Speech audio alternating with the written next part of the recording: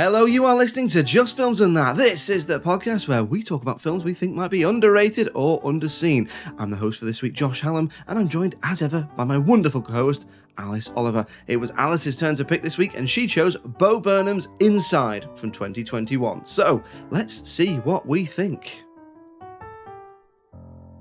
Alice. Bit different this week. Sort of not a film, but is a film, but isn't a film, but is a film, but isn't. I'm being flexible. It's a with semi-film. The concept for sure. It's the and that of the just it's the films and that. It's the not often used suffix of we put that in there so that basically we can do what we want. And you know what? It's our podcast, isn't it? So yeah, but we've been really good for the most part. We have been good for 5 years or so. Yeah. Yeah. We've just been doing films and stuff. I feel like I almost broke the rules like a tiny bit when I picked Catfish, but actually, no. That was at Sundance and shit, right? Yeah, that's true. That's true. Next week it's me. I'm going to just do like me reading the perfect omelette recipe. Yeah, and then maybe do an episode on Only Fools and Horses. Yeah. All the stuff. Anyway. Bo Burnham's Inside then, so it's from 2021. So if you can tell the people at home, now there will be spoilers, if there is spoilers, tell the people at home. So first of all, what is it about as quickly as you can, but also why did you pick it? So I'm just going to give our listeners a little bit of context around this. Yes. So Bo Burnham is a musical comedian who started out on YouTube in 2006, and then he moved into stand-up and live performances. And he's also dabbled a bit in filmmaking and acting as well. So in 2016, he announced that he was going to stop performing live due to having panic attacks on stage. And he has been quite open in the past about his mental health challenges in podcasts and in interviews and things like that. So this wasn't really a massive surprise to anyone who was following him closely. Then in early 2020, he was starting to feel a bit better and thought about performing live again. But of course, these plans were scuppered by COVID-19. So he instead spent his time during the first year or so of the pandemic creating a comedy special, the likes of which I don't think we'd ever seen before. And that special was Inside. So it follows his usual stand-up routine of performing a song, then, cracking some jokes or addressing the audience, then performing a song again. However, this whole thing was filmed by him alone in the studio space that he has in his garden, and the musical performances for the most part were very much like music videos. So why did I pick it? So the time of year had a lot to do with it. Yes. So we're almost exactly 4 years now since we, here in the UK at least, went into lockdown because of COVID-19. So it was to sort of mark that occasion. I also think, really, I did just want to talk about it as well, but I do think it's underseen. Right. I really do think it's underseen because I think if you're not a fan of Bo Burnham already, you ain't watching this. No one's watching this. It's not underrated. And we'll get to that at the end. Okay. It's difficult because this is not done many. This might even be the first streaming exclusive. Really? So I don't know if we've done many streaming exclusives because I've got a couple on my list and I keep thinking about picking them and thinking, but underseen, it's much harder, box office. If you're doing Batman Begins or whatever, whenever we Blair Witch Project, all the stuff we've done recently, you can go, well, it made, 30 quid at the box office or whatever. Whereas this, they don't always release the streams. And quite often if they do release the streams, it's not always a good barometer of how well it did because Netflix have famously, I believe this is what I've read. I'm not saying it, that I know it for sure, but I've inflated figures or a stream doesn't necessarily mean you're watching it, does it? It just means it's on. And also, are we talking streamed for 5 minutes, half an hour, fully, the whole thing? It's like when, just to let you behind the curtain, guys, a full podcast listen isn't a full episode, but also you can't listen to it for 5 seconds. There's what we call algorithms. Welcome to my TED Talk on how podcasting works. No, anyway, so Bo Burnham's Inside then. So you picked this because you wanted to talk about it. You think it's a little bit underseen because it's probably specifically for Bo Burnham's fans. So a lot of people probably aren't checking it out if they're not already fans of his stuff. But it's not underrated. That's where I'm at. That's where we're at. Okay. So watching it again then. Okay. Watching it again. Well, do you want to give me your thoughts or... So I'll start with my general overview because I know this is precious to you, and I don't want to. It is precious to me, but I want you to be your authentic self, in your opinion. That's all I ever want, really. But I'm going to give my general overview of the whole thing, and then we'll get into what you thought. Right. So I like pretty much everything about this. Like, I was absolutely thrilled when he announced he was going to do another special. I'd loved all his specials up until this point, and it was just such a surprise when he did announce it, especially considering what was going on in the world. Nothing new was getting made, no new content was coming out. So I was just absolutely thrilled. So I love all the songs. I think the lyrics and the themes and also just the composition of them is excellent. I think the editing is great, and the journey of the piece that you go on with him from start to finish is really well thought out and executed. I think the way he utilizes the space that he does have and what he manages to achieve, given just how limited his resources are, is pretty phenomenal. I think it's funny, it's eerie, it's enjoyable, but dark at the same time. And I just loved the way that it made me feel when I watched it for the first time in May in 2021. That's my sort of general view. And I will go into a few more things in detail later. But like I said, I'm I want to know what you think. I'm no fool. I'm not just here thinking, oh, well, I think it's great, so everyone must think it's great. So go on. Tell me how you felt when I picked it and then how you felt watching it. What do you think I felt? I think you can appreciate what has been achieved. I think you can appreciate, the limits that he was under as a stand-up performer who performs on a stage with people to bounce off and, to work on your art for, sometimes a year that they tour their sets and then they perfect it and then they come to the record sort of thing. He hasn't had any of that. I think technically you might think it's really impressive in terms of like the lighting and the cinematography and stuff, but I don't think you're going to have connected with it emotionally in the same way that I did and that perhaps other Bo Burnham fans had, because you're not super familiar with Bo, are you? So I am not super familiar. This is the first his specific material that I have seen, like in terms of feature length. I have seen him in films, so he's in Promising Young Woman. Yeah. He was in Parks and Recreation for like an episode or two. He's in a film called Funny People with Adam Sandler and Seth Rogen. But in terms of his own stuff, I have quite a few friends and family like you and stuff who are fans of his, but I'm not a fan of his. I'm not a fan of his. But so where was my head at? Where was I going into this? I wasn't too keen on it going in. It's not really my cup of tea. I'm not a huge musical comedy fan. Okay. Pop Star's a bit of an outlier. Yeah. In that sense. And I think we covered that when we did the episode, because the songs are presented to you as real. Whereas a lot of comedy songs, I find it's like a lot of, look at how wacky this is. Ooh, do you know what I mean? So that was where I was going in, coming out of the other side. I liked it a lot more than I thought I was going to. All right, sick. Okay, yeah. Cool. I went into this and it won me over within about 5 minutes. Yeah. Why? Tell me why. I don't think I did connect on it the same level as you, but that's not to say it's more reflective of your love than my disinterest. Do you know what I mean? If that makes any sense. So overall, I laughed a lot. I thought it was pretty funny. I'm still not a huge fan of musical comedy, but the way he did it, the bits I were laughing at were more like the execution. So for example, I thought it was really funny, quite subversive and sarcastic in the way it pokes fun at itself. So this might come up again in my dislikes, but I don't have a lot of time for wealthy, privileged celebrities making things like COVID about them. Yeah.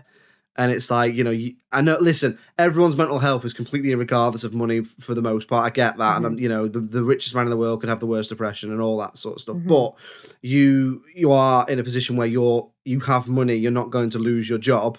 You probably already own your house and all that sort of stuff. So really, I don't have that much time for it. However, he immediately addresses that. So he immediately addresses, first of all, as well, he doesn't actually mention COVID throughout the whole thing. And it doesn't mention COVID, doesn't mention the pandemic, doesn't mention nothing lockdown. like that. It's just the sort of effects of it. Yeah. Like FaceTime with my mum, sexting, that sort of thing. But it could be, But it could be that he has, so you could watch this in 10 years' time. Obviously, the effects of COVID and the way what we've all been through to different degrees will last for decades and all that sort of stuff. It's definitely going to be what we all talk to our grandkids about. But the fact that it doesn't mention it specifically means it doesn't age as much. Now everything ages, so it's so it's all inevitable. Everything ages, you know what I mean? But it could just be that he decides to spend the year in a room on his own. You know, it never addresses it. So I quite like that vagueness because it keeps it feeling fresh and engaging and stuff like that. So yeah, enjoyed that sarcastic, subversive humor where he's poking fun at sort of white savior syndrome and stuff like that. It's quite abstract and conceptual. So some of the ways that, you know, some of the stuff, it gets really quite strange, like where he's watching a reaction video of himself and then a reaction video of the reaction video. It's a mirror on a mirror type thing and stuff like that. Did like some of the songs, so actually it was cracking up at FaceTime with my mum. But the lyrics are funny. But what was making me laugh was like the him getting frustrated at his mum for putting a thumb over the camera and all that sort of stuff. Thought it was funny. His musical style, sort of reminds me of like dark Disney. Okay, Do you know what I mean? Like Disney for adults. Like Journey songs and stuff like that. So yeah, no, overall, I did really like it, and yeah, liked the abstract and conceptual sort of way he went into it. Liked, you know, fair play to him for A, he's clearly very, very talented. He's done it all on his own, and B, he does get quite personal at stages. Although I'd be interested to know, before you tell me your likes, how much of this you think is real and how much you think of it is acted. Well, I've got a whole paragraph that I've written about this. Well, if you're going to address it later, then we can get into it now. I was going to say address that then, and then go on. I'm setting the Alice firework off. So, go on. The fuse is lit. I am going to rein it in. I've got like 3 main points that I'm going to make because, like I said in the beginning, like I like everything about it. So we could be here all day of me just sort of picking it apart, but. This is what I'd sort of been thinking as I was watching it. So you are left with questions about the whole thing as a fan of his, because the way he edits in some of the shots of him rehearsing or like setting up particular scenes, it's unclear as to whether these are genuine moments that he just happened to catch on camera or if they are staged. And then obviously you've got the moments where he's having a really difficult time and he's filmed himself on camera, and then, you know, he starts crying towards the end on camera and stuff like that. And it's the same with things like the mess that we see around him. So there's like equipment and paper and stuff just lying around all over the place, and little details like the fact that the oven clock hasn't been set and so it's flashing in the background. So something he brings up in his other specials is the fact that everything he does is so meticulously planned out that nothing is left up to chance, and that he has considered every tiny little detail about everything that you see as the viewer. So even though some of these moments seem to be authentic and candid, I don't think they are. And I think they're all just part of the plan. And I would just absolutely love to know if that's correct or if it's not. Like as I was watching it, I was like, every discarded wire, every open drawer that is in that room, I'm like, that's a choice, in my opinion. He has made that decision to do that. What I would say, though, is obviously when he is talking about his mental health, about the fact that he sort of stepped away from live performing the 5 years previous, that's all true. That did happen. So that it's not that isn't true. It's just the way that he's delivering it has obviously been planned out and thought out and set up, sort of thing. And it's similar when little things. So I can't remember what the song's called. It might just be called Shit or I Feel Like Shit or whatever. But one of the lyrics is, "Are you feeling what I'm feeling? I haven't had a shower in the last 9 days." And I wouldn't put it past him to have legit not showered in the past 9 days so that he could sort of do that song and like embody that character as he's almost performing it. Yeah, that sort of thing. So I don't think those. I think those moments are reflective of maybe ways that he is genuinely feeling, but I don't think the moments themselves are real. I think he's thought, oh, when I feel like this, when I feel this upset or this sad or depressed or whatever it might be, this is how I'm feeling. So I'm going to film that and try and put that in there to just sort of convey to the audience that this is how I felt. But I don't think that the moment happening as we see it, I don't think that's an authentic thing, in my opinion. Yeah, I think I'd be inclined to agree with you. Knowing, having a little bit of knowledge. Like, you obviously know much more about his work than me, and what you've said there completely changes the game in terms of, well, if he's that meticulous, it must be sort of staged. Because also a meticulous personality also probably goes the other way, and why he wouldn't leave the camera on. Do you know what I mean? Or you wouldn't, if you're a control freak, because I'm probably more that way than I am not. Surprise, kids. But then I wouldn't. I can't imagine myself like allowing myself to get into that state, because also I'm also very private, stuff like that. So yeah, it's a difficult one. But you are right about that, because I read about it a little bit about the panic attacks and stuff like that, and I thought that was, that again, the other stuff might be staged, but even talking about that as a comedian is quite brave. He won't be the first comedian to talk about it. He won't be the last. But I still think to get up on stage as a comedian and you sort of have to be a character, even if that character is essentially yourself. And it is you sort of showing a real chink in the armor there by saying you don't want to get up on stage, because people maybe not as kind as yourself or me will be like sharks with blood. They'll absolutely go for that if they ever see them. But anyway, so I just thought I was interested to know if it was staged or fake or whatever. But go on then. What do you like about it then? Let's hear the other points, because you've clearly got a lot of affection for this. Is this your favourite of his specials? Oh, so yeah, I was thinking about that. Definitely. Definitely at the time, I think when I watched it for the first time, I was like, holy shit. Like it just spoke to me. It just, it got me where it sort of wanted to got me, sort of thing. I think maybe in hindsight, if you went back and watched them, I think maybe the one he did before, which was Make Happy, that's probably, I don't even know that. That's a difficult question, Josh, because this must be so different though, right? This must be so different to the others. It's really different. Yeah, it's almost like really this isn't. This almost isn't a stand-up special. It is, but it must be like, or his other ones, him on stage with the piano and doing stand-up. Yeah. So it's completely different, isn't it? Yeah, it's different vibes, totally. I tell you what, though, if you did enjoy this, either you or listeners, so he's got the inside outtakes. Oh yeah, that came up after I finished watching it. Yeah, so it's about an hour and 20 minutes long again, so it's like a full length sort of special, but of things that did not make it into Inside. And I might have watched that even more than I've watched Inside, because again, I just can't get enough of him.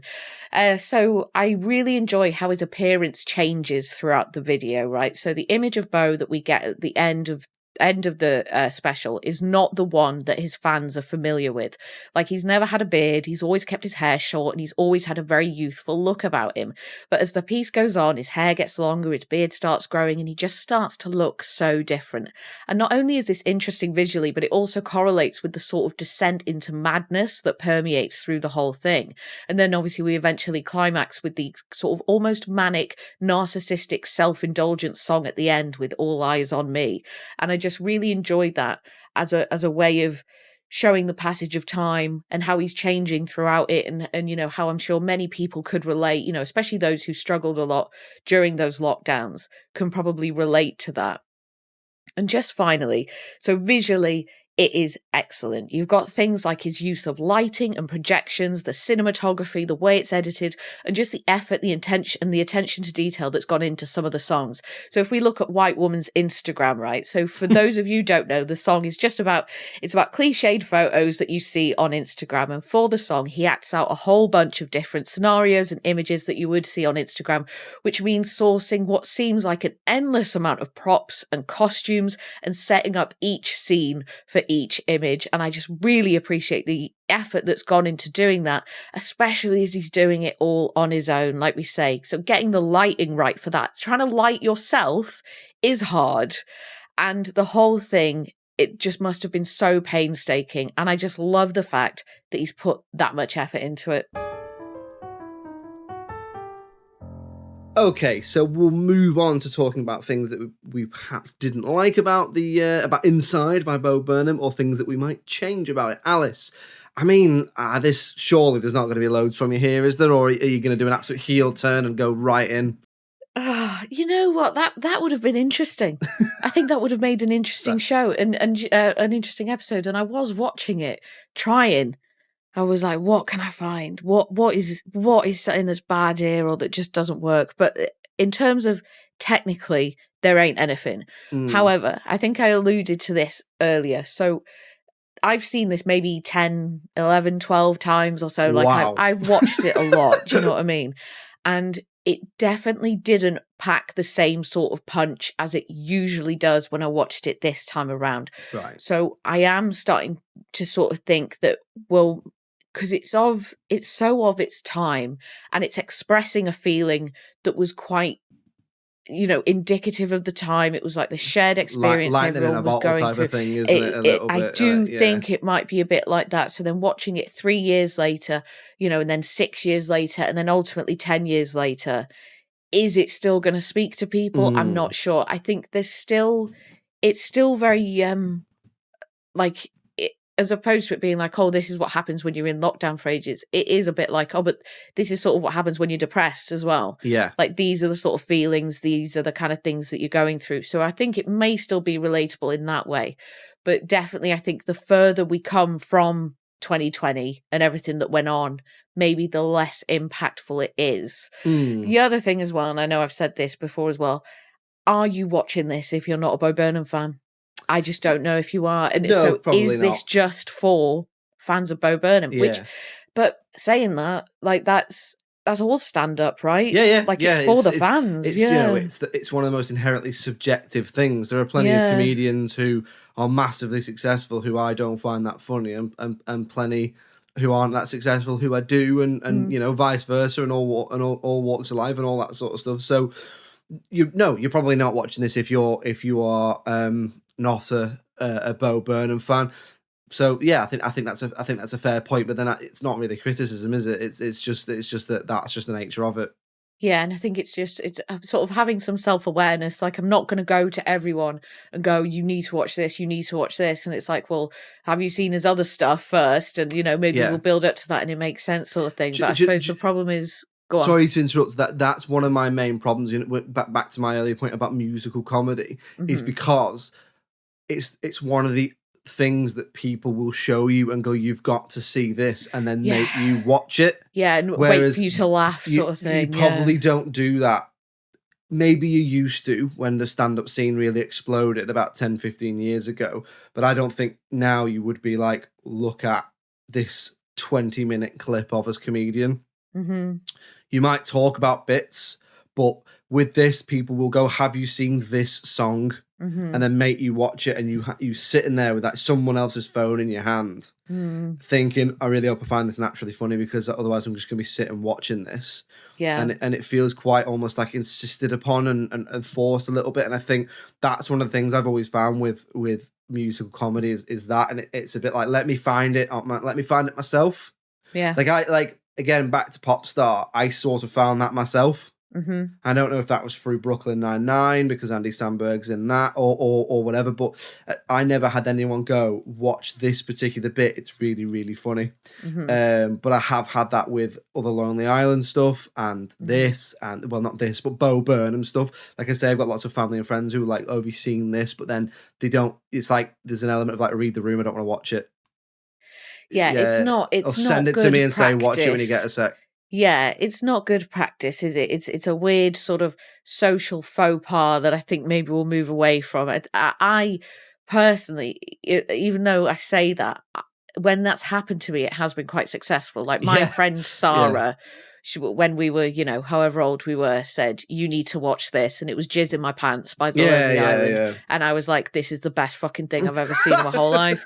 And then I think it was my friend Lloyd at uni put on the song for Phil Doust by Tim Minchin. I don't know if you know that one. I've heard of it. Yeah, and again, I was like, this is incredible, like this is hilarious. But I totally get that, and it's because it is subjective, and also it's like you enjoy this for the context and for the reasons around it, and especially with Bo Burnham, like I don't think I would ever just pluck a song out of one of his specials and go, oh, listen to this, just isolated. It's like, you need to watch the whole special. Like you need to get the story and you need to see him in action sort of thing. Yeah.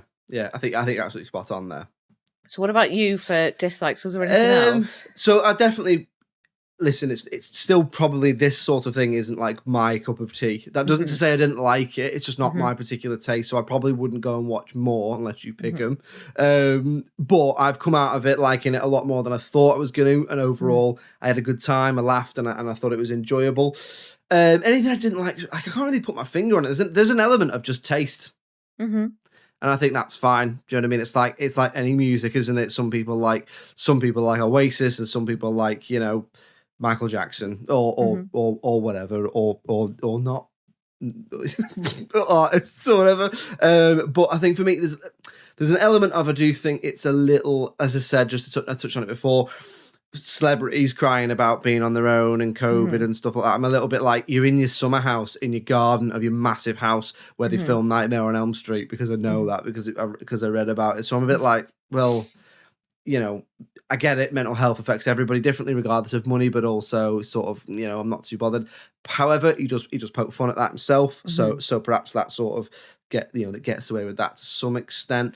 I think he goes a bit too conceptual in places. So I think he goes almost too fourth wall-y or just a bit too intellectual in places. Not that I couldn't keep up, but I can see how that would isolate some people. Do you know what I mean? How they might sort of go, and there is also, you do also run the risk of stuff like this, particularly around COVID, of people going, I don't really want to be spoken to about it. I've been through all that and I'm not bothered. Yeah. Or I don't want to hear your opinions on politics or anything really.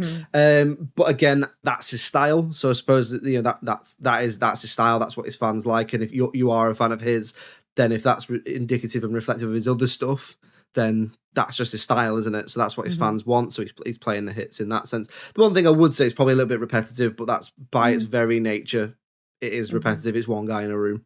And that's not to say, what he achieves on his own in a room is amazing. And it's far beyond what I could do. But I did find some of it a little bit repetitive, but, by no means a criminal offence or anything like that. I thought overall I enjoyed it.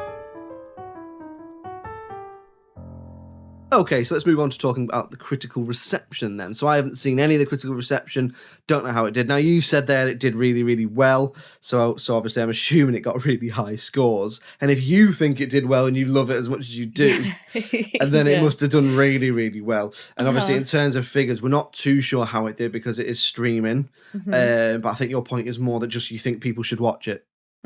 Yeah, so critically then, well, how do you, what would you give it? Probably giving it a 9. Probably giving it at least a 9. Like, if I think how many times I've watched it, the songs that I have on my playlist, just the like, I thought, you get to a certain age and you think you grow out of, sort of fangirling over people or, becoming obsessed with the latest, celeb or content creator or whatever it is. But like his songs and his specials and his videos on YouTube, I have watched and watched and watched to death. Like I've done, a lot of hours spent in front of the telly just watching his stuff on YouTube, sort of thing. So it was just, I quite liked that. Think when you think you've seen everything you're ever gonna like, and then something pops up and you're like, oh shit! Because I remember, because I found out about him. It was through Ollie. He sat me down one day and he was like, watch this. It was his special What, which I think at the time was on YouTube, but I do think it's on Netflix now. And just almost immediately, I was like, this guy speaks to me. Like, I get it. It's funny. It's enjoyable. Sort of thing. So anyway, what was your question? What would I rate? 9. I'd probably give it a 9. What would you give it? What would you give it? I'd probably get, I think for everything that's gone into it and trying to be as objective as I can about it in terms of the production value, I think it's probably a 7. Okay, yeah, that's good. That's great. That's what I'd say. If I'm being more subjective, I might drop it down a little bit, but I fully appreciate what's gone into him making this himself. So how do I think it did then? If you think it did well and you're giving it a 9, I wonder if maybe it's a 9 then. Because you think, well, no one loves this as much as me, and then people actually do. So I'm going to say, it averages out at 9. Possibly even higher, because also it's quite specific, so I can imagine the sample size of ratings is lower as well, because this is also not the sort of thing where, would this be reviewed by a film critic or would it be reviewed by a comedy critic? Because if it's a comedy critic and it hits them in the right spot, you're getting high scores. Absolutely. Whereas a film critic might be going into this going, why am I reviewing this? It's not really a film. So it walks the line between two worlds, doesn't it? So I think I'm going to say I think it's a 9. That because of what you said. Okay. Well, at the time of recording on IMDb, it gets an 8.6 out of 10. And then over on Rotten Tomatoes, the audience give it 93%. Wow. And then the critics give it 95%. 8%. So, and just to possibly reinforce my thoughts about it being underseen, so it has 59 reviews from the critics and just 1,000 plus reviews from the audience. And then I went and looked just for comparison. So I went and looked at Batman Begins, and that has 250,000 plus audience reviews. So if you think that's the sort of thing we're looking at, that's like the disparity in numbers, and that's the audience as well. So that is Bo Burnham fans probably going out and actually watching it, and it's still only 1,000 plus. And of course, the argument that I made that, you know, if you're not a Bo Burnham fan, are you watching this unless someone makes you do it for a podcast that they co-host with you? Like, I don't know, sort of thing. So I reckon. What did you do the average then? Sorry, if you about it's sort of around early 90s, 91ish around there. I mean, that's big. That's big probably numbers. Overrated for you, right? Yeah, but you know, I think we can put that to a vote. But it's really difficult because you know, obviously everything we do is subjective, but this is even more so to a degree, isn't it? Because if it's not your taste, and it's not really my taste, but I fully appreciate what is good about it, then you're not going to give it that. But I will give you that I think more people should see it, because that is how people will become a fan of him. Do you know what I mean? And he's definitely really talented, and there's definitely something there. You're not the only person I know who's a big fan of him. My sister is as well. So I think if you're into musical comedy, so if you like Lonely Island, if you like the Conchords, I'm trying to think of other ones. There's loads out there. I think definitely Lonely Island. Yeah, there's definitely a touch of that in there. If you're into that, what? How does he describe himself in the sort of white savior video? It's like a cross between Martin Luther King and Weird Al. That's it. Yeah, Martin Luther King. It's the Venn diagram, and then it's him in the middle. Yeah, Weird Al. That's probably that's your benchmark, isn't it, with the musical comedy? So yeah, if you like that sort of stuff, check it out. You probably like it. And if you don't, do you know what? Check it out anyway, because it might surprise you, because it did surprise me. So I think that's probably the best outcome you were hoping for, wasn't it, Alice? I'm literally thrilled, Josh. I thought you were.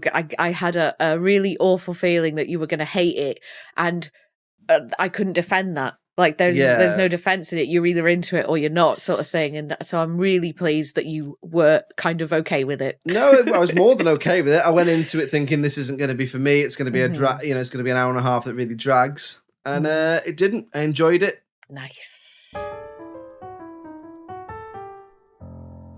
So we'll be back next week with another episode in your ears, so keep an eye out for that. If you'd like to get in touch with us in the meantime, it's filmsandthatpod@gmail.com. We're on all the social medias. If you just search for Just Films and That on your likes of your Facebooks and your X's and your Twitters and your Instagrams and your YouTubes, you'll find us on there. We're always putting out content, so yeah, keep your eyes peeled. And I tell you where else to keep your eyes peeled, on the old telly box, don't you, Alice? It'll never last. Indeed. We are on the local TV network every Friday from 6 p.m. That means if you live in Birmingham, Bristol, Leeds, Liverpool or the northeast of England, you can find us on Channel 7 on Freeview. Or if you live in North Wales or South Wales, you can find us on Channel 8 on Freeview. I'm also uploading all the videos onto Dailymotion, so if you head on over there and search for Just Films and That, you'll be able to see exactly what it is we're up to. Yes, lots of ways to see us, hear us, get in touch with us, and thank you very much for listening. We'll see you next week. It's goodbye from me. Cheerio! Bye!